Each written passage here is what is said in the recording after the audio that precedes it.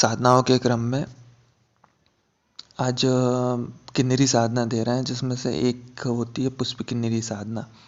हालांकि साधनाओं को 3 कोटियों में बांटा गया है, उच्च कोटि, मध्यम कोटि और निम्न कोटि की श्रेणियों में बांटा गया है। पुष्प किन्नरी साधना एक बहुत ही सौम्य साधना है। इस साधना को करने से बहुत सारे फायदे होते हैं, जैसे कि सुंदर यौवन और धन्य धान्य की प्राप्ति। जो आपके काम रुक रहे हैं वो बनने लगते हैं, और साथ ही साथ इसमें धन आने के अनेक मार्ग जो हैं वो खुल जाते हैं। पुष्प किन्नरी साधना के लिए निम्नलिखित सामग्री की जरूरत होती है: मीठा पान, बाजोट, गुलाबी कपड़ा, गुलाबी आसन, मीठा पान, पीला चावल, माला, धूप, पुष्प किन्नरी यंत्र और इत्र, इन इत्यादि चीज़ों की आवश्यकता होती है। यह साधना करने के लिए सबसे पहले आपको बाजोट के ऊपर गुलाबी कलर का कपड़ा बिछाएं, उसमें अष्टदल निर्माण करें। अष्टदल निर्माण करने के बाद पुष्प किन्नरी यंत्र स्थापित करें। यंत्र का पूजन करने के बाद देवी को नैवेद्य अर्पण करें। नैवेद्य अर्पण करने के बाद आप संकल्प लें कि मुझे इस मंत्र की इतने दिनों में इतनी माला मैं करूँगा। यह संकल्प लेने के बाद आप डिस्क्रिप्शन में दिए हुए मंत्र का जाप आरंभ कर लें।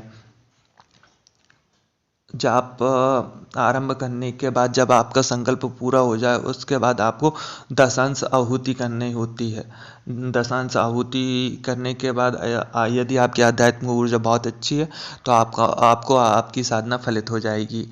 और नहीं, यदि एक बार में नहीं होती है तो आप दोबारा ट्राई करो। दोबारा भी अगर नहीं होती, तीसरी बार ट्राई करो। कब तक नहीं होगी? अरे यदि हमसे नहीं होगी तो किससे होगी? ये चीज़ सोच के कभी भी साधनाएं करनी चाहिए।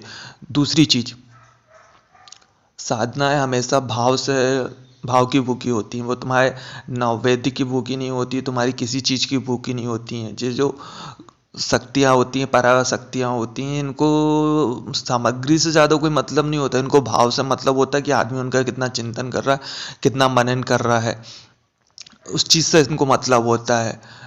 और चूँकि सबसे पास में अभी किन्नरी लोग हैं, तो सबसे ज़्यादा आदमी की जो ऊर्जा होती है वो वहीं तक पहुंच पाती है। साधनाओं के क्रम में धीरे धीरे आप आगे बढ़ते जाओ, आपको साधनाएं फलित होती जाएंगी। एक के बाद पहले एक साधना कर लो, उसके बाद फिर वही साधना आपको दूसरे में सपोर्ट करेगी, दूसरी साधना आपको तीसरे में सपोर्ट करेगी। ऐसे करके आप धीरे धीरे करके अपनी साधनाओं को आप आगे बढ़ा सकते हैं। यदि आप सोचो कि मैं सीधे महाविद्या साधना चालू कर दूँ और वो फलित हो जाए, तो ऐसा तो बहुत किस्मत वालों के साथ होता है भाई। बाकी आपको इस चैनल में वही साधनाएं मिलेंगी जिनको मेरे शिष्यों के द्वारा फलित हुई हैं। जो साधनाएं जो हैं वो फलित हुई हैं, मैं वही साधनाएं दूंगा। तुक्का वाली कोई साधना नहीं होगी यहाँ पे।